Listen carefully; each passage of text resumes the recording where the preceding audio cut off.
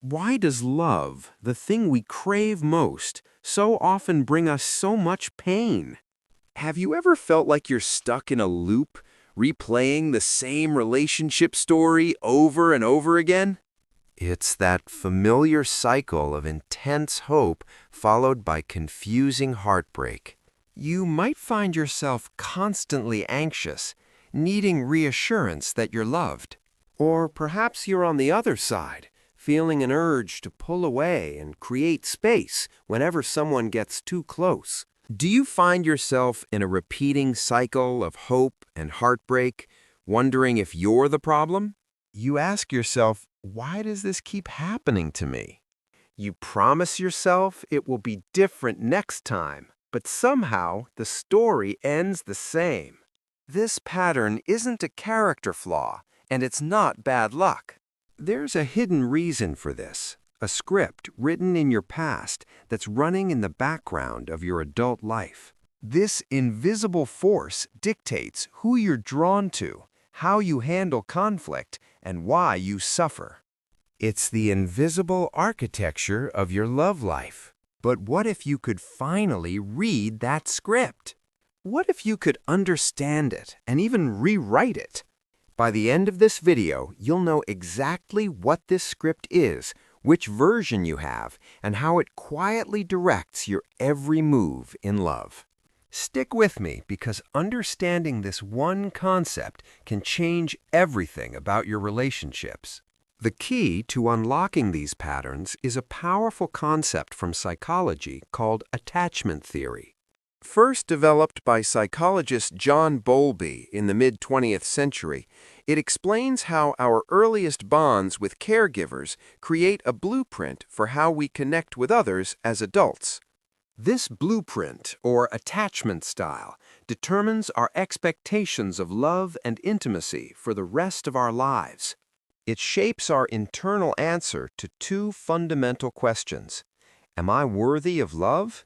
And can I rely on others to be there for me? Based on how we answered those questions in childhood, most of us fall into one of four main attachment styles. The first is secure, the healthy ideal we can all strive for. The second is anxious-preoccupied, marked by a fear of abandonment. The third is dismissive-avoidant, defined by a fierce need for independence. And the fourth is fearful-avoidant, a confusing mix of wanting and fearing connection. In this video, we're going to do more than just define these labels. We will dive deep into each one, using real-world examples to help you identify your own style. We'll explore where these styles come from, offering compassion for the child you once were. Most importantly, we'll uncover how they interact, especially in the common and painful anxious-avoidant trap. But just knowing your style isn't enough. The real question is, can it be changed? Stick with me, because after we understand the what, we're going to cover the how, the practical steps you can take to build a more secure way of loving. So, what does this look like in real life? Let's start with the foundation. As I described the first style, the secure one, see it not as an impossible ideal, but as a destination. Let's begin. Secure attachment is the North Star of emotional connection. Individuals with a secure style operate from a core belief that is both simple and profound. I am worthy of love, and I can trust others to be there for me. This sense of safety wasn't accidental, it was learned. It typically comes from a childhood where caregivers were consistently available, responsive, and attuned to the child's needs. When the child was scared, they were comforted. When they were joyful, their joy was shared. This consistent care created a secure base from which to explore the world. In their adult relationships, securely attached people are the relationship equivalent of a well-tended garden. They are comfortable with intimacy and interdependence, able to lean on their partner without losing their sense of self. They don't fear being engulfed, nor do they fear being abandoned. They see their partner as a teammate, not an adversary. When conflict arises, and it always does, their approach is fundamentally different. They don't catastrophize.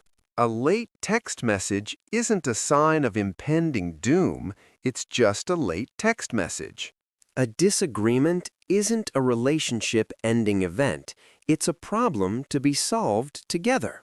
Let's imagine a scenario. The secure person's partner has to cancel a date night for a last-minute work emergency. An initial pang of disappointment is normal, and they'd express it honestly. "Oh, that's a bummer. I was really looking forward to it." But their internal world remains stable. They don't spiral into thinking they don't care about me, or work is always more important. Instead, their mind naturally goes to, "That's tough for them. I hope they're okay, and we can reschedule."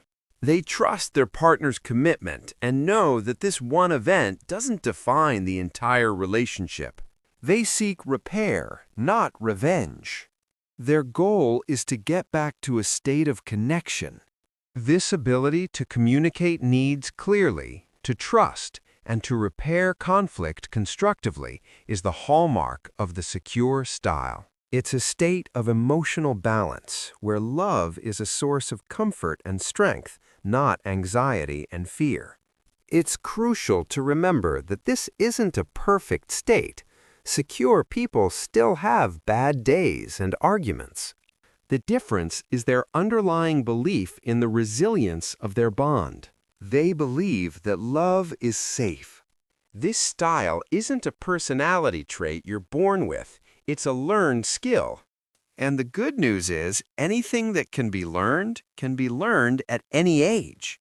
It's the destination we are all capable of reaching, a state psychologists call earned secure attachment. This is the goal, the healthy model we can measure all other strategies against.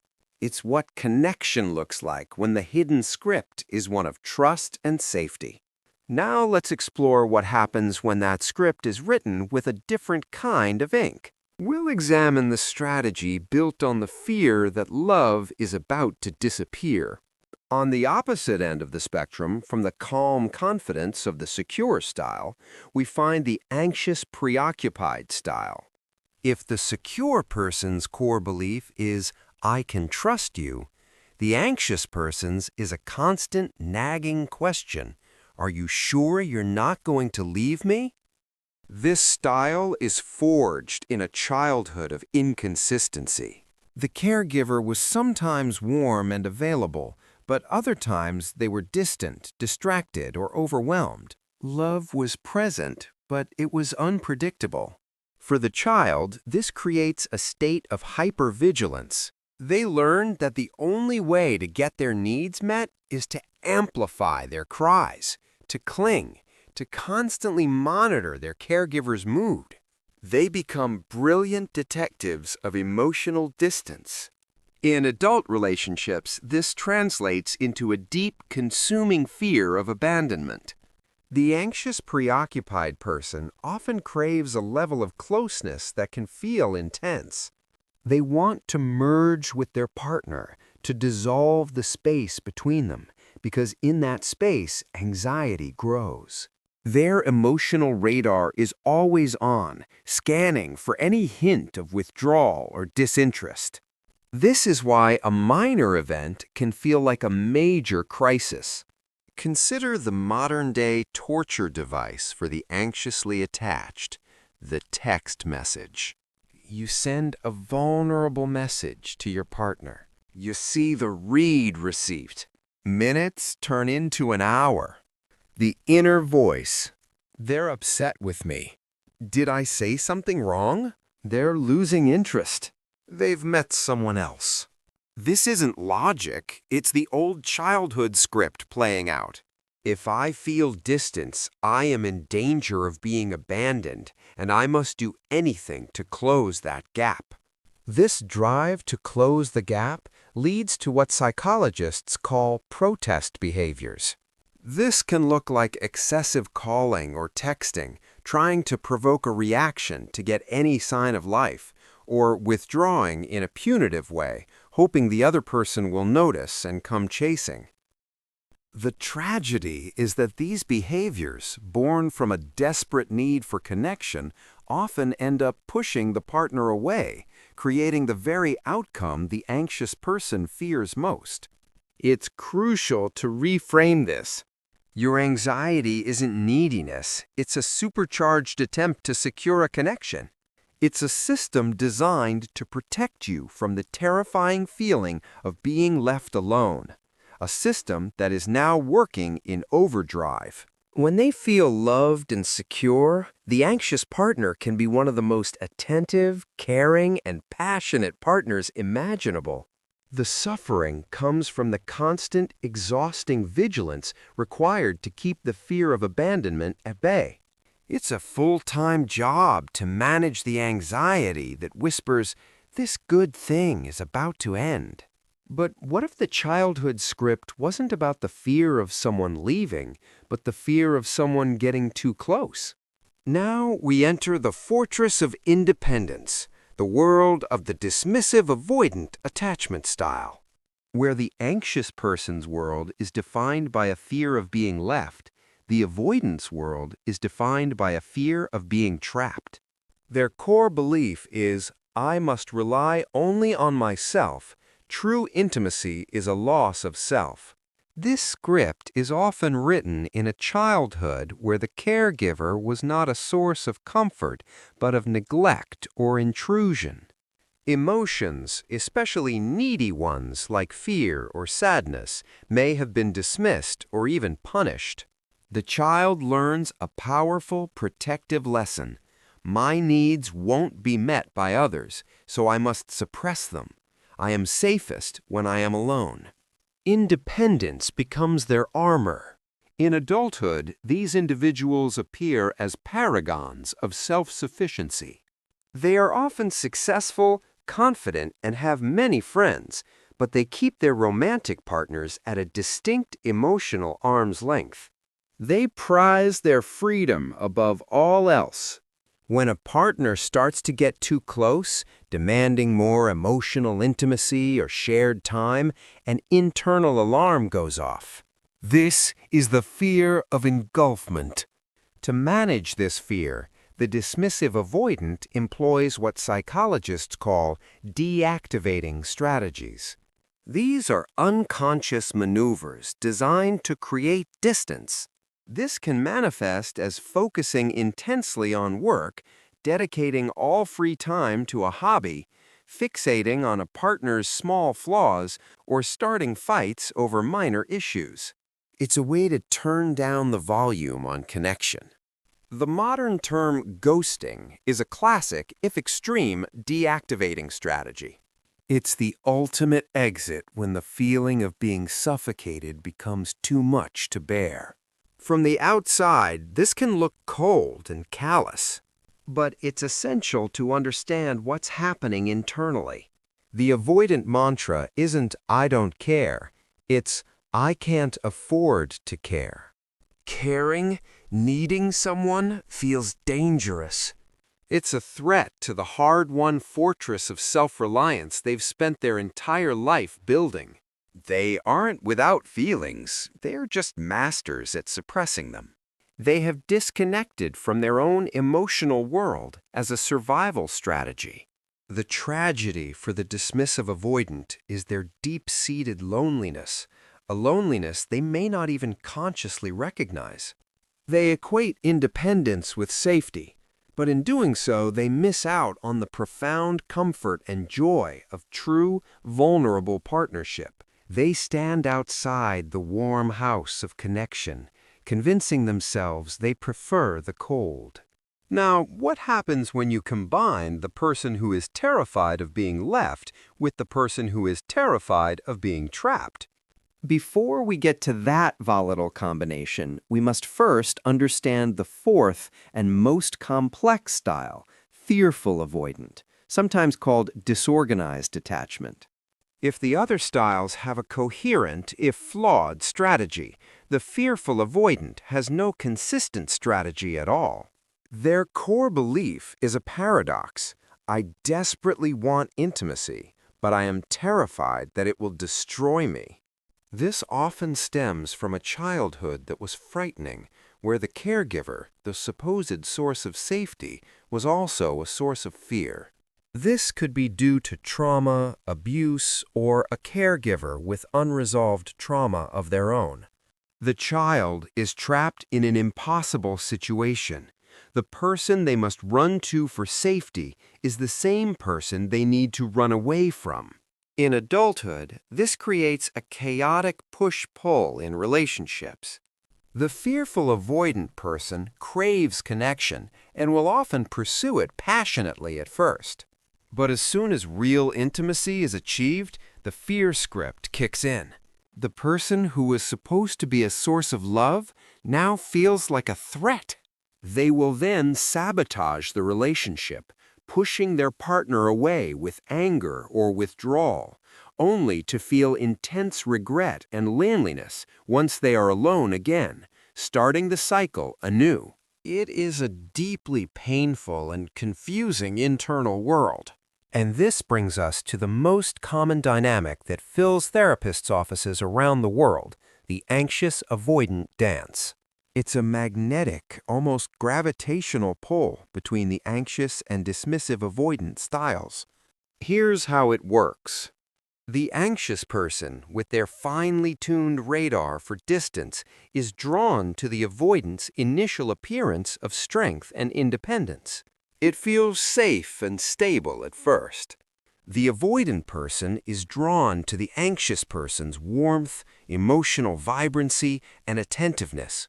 It feels like the connection they secretly long for. But then the dance begins. As they get closer, the anxious person's attachment system activates, seeking more reassurance and closeness.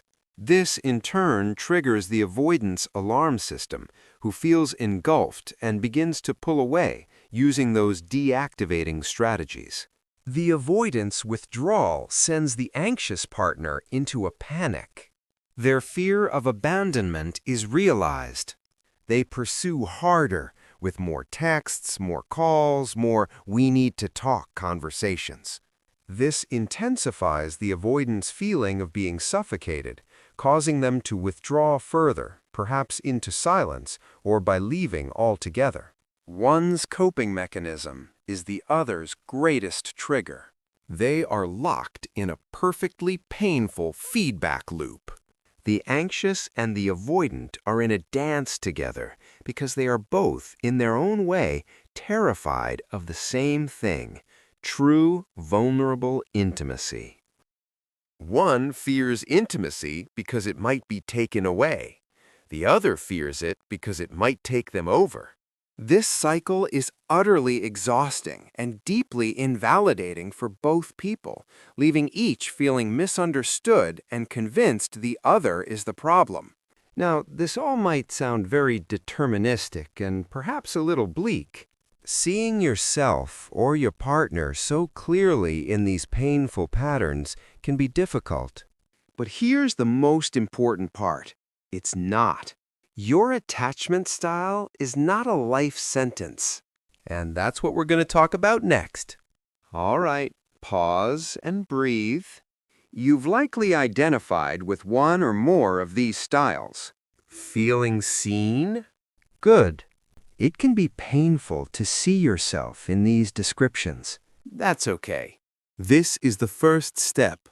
Now, let's turn that understanding into a superpower. Acknowledging your pattern is the start, but true change comes from new action. Moving towards a secure attachment, or earned security, is a journey of self-compassion and deliberate practice. Here are 4 foundational strategies. First, identify your style and triggers. You've already begun this process. Name it without judgment. My anxious part is activated right now. For avoidance, it's recognizing I'm feeling the urge to pull away and create distance. This simple act of observation creates a crucial space between the trigger and your reaction. Second, for anxious types, develop self-soothing techniques. When your anxiety spikes, instead of immediately reaching for your phone to seek reassurance, you must learn to give that reassurance to yourself first. This could be deep breathing, journaling your fears, going for a walk, or putting a hand on your heart and saying, "I am safe. This feeling is temporary." The goal is to build an internal source of comfort. Third, for avoidant types, practice tolerating intimacy in small doses. Your work is to gently challenge the urge to flee. It might mean staying in a difficult conversation for 5 minutes longer than you're comfortable with. It could mean sharing one small, vulnerable feeling with your partner. The goal is to slowly expand your capacity for connection, proving to your nervous system that intimacy isn't actually a threat. Fourth, for everyone, learn secure communication. This means shifting from blame to expression. Instead of "you never listen," try the "I feel unheard when we discuss this." This isn't about being passive. It's about taking ownership of your feelings and inviting your partner into your world, rather than pushing them into a defensive corner. This is the work of a lifetime, a gentle and consistent turning towards yourself with kindness. If this framework for understanding yourself and your relationships has been helpful, it's the kind of work we do here every week. We believe that emotional intelligence is a skill anyone can learn. If you're on that journey, consider subscribing to continue exploring with us. So we return to our original question: why does love involve so much suffering? We now have an answer. It suffers when our past scripts, our outdated survival strategies, clash with our present-day desire for connection. Your anxious, avoidant, or fearful patterns are not your fault. They are not a sign that you are broken or unlovable. They are brilliant strategies your younger self developed to survive in the emotional environment you grew up in. You learned to be anxious to guarantee a connection. You learned to be avoidant to guarantee your safety and independence. These styles are not a life sentence. They are a starting point. They are a map that shows you where your wounds are and where your work lies.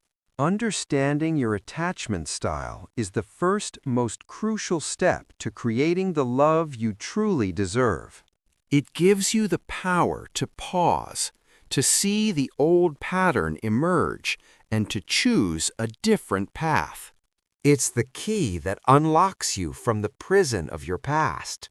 Don't just learn your style.